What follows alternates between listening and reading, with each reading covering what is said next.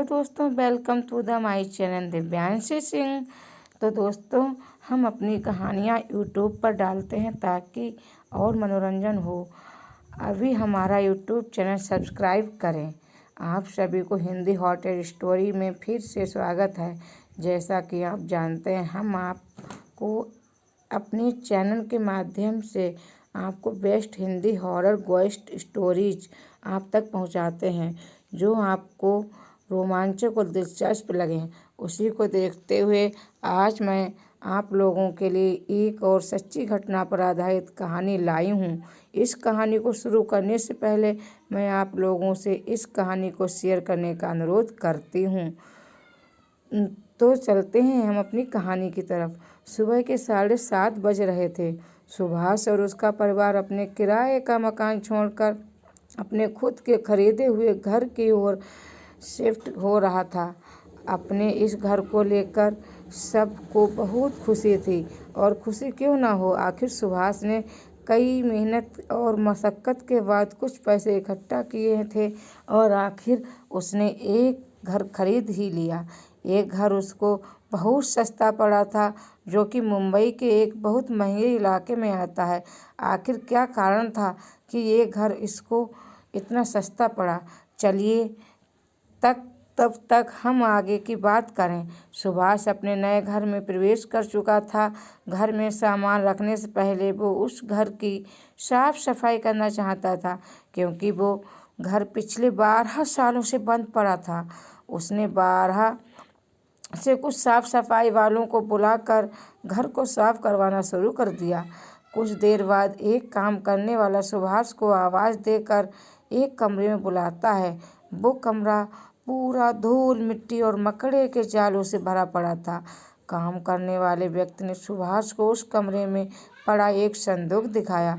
वो संदूक दिखने में बहुत सुंदर था, साथ ही साथ बहुत चमकदार भी था। सुभाष ने कुछ संदूक को खोलना चाहा, पर उस संदूक पर बहुत बड़ा ताला लगा था। उसने उस ताले को तोड़ने की भी कोशिश की, मगर असफल रहा। उस संदूक का ताला टस से मस नहीं हो रहा था। उसने हार मानकर उस संदूक को उस कमरे से उठवाकर अपने कमरे में रखवा दिया। उस रात वो बहुत थक गया और जल्दी सोने चला गया।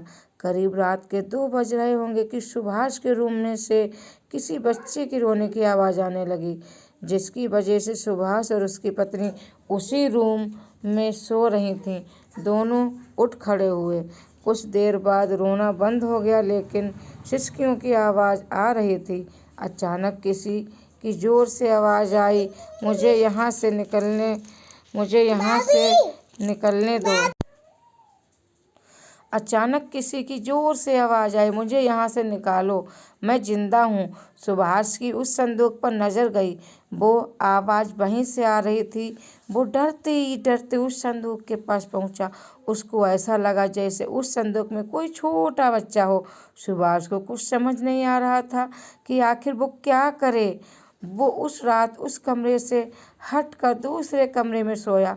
सुबह होते ही उसने एक ओझा को बुलवा लिया और उस संदूक के बारे में बताया। ओझा ने बताया कि इस संदूक में एक बच्चे की आत्मा कैद है, जो बाहर निकलना चाहती है। सुभाष ने उस ओझे से पूछा कि अब क्या किया जा सकता है। तो ओझा ने कहा कि पहले इस बच्चे की आत्मा को इस संदूक से निकालने से पहले हमें ये जानना होगा कि आखिर इस बच्चे की मौत कैसे हुई, तभी मैं कुछ कर सकता हूँ।